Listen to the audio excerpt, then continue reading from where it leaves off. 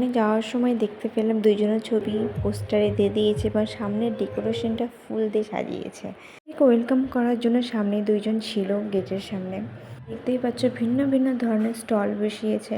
তো এখানে পকোড়ার ব্যবস্থাও করা হয়েছে। এখানে মিষ্টি পানও, ফায়ার পান এবং এমনি নর্মাল পানও করা হয়েছে।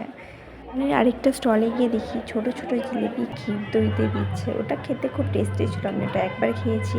তারপর এখানে আরেকটা স্টলে এখানে অনেক ধরনের জুস এখানে দেওয়া হচ্ছে।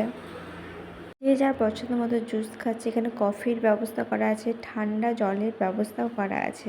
তারপর আমরা চলে গেলাম খাবার টেবিলে। তো খাবার টেবিলে গিয়ে আমি, বাবা, মা তিনজনই আলাদা আলাদা জায়গায় বসেছি, কারণ এক জায়গায় বসার মতো পরিস্থিতি নেই, প্রচণ্ড ভিড় ছিল। খাওয়া কমপ্লিট করার পরে আমরা সবাই চলে গেলাম জুসের ঝাল আর একটা মিষ্টি।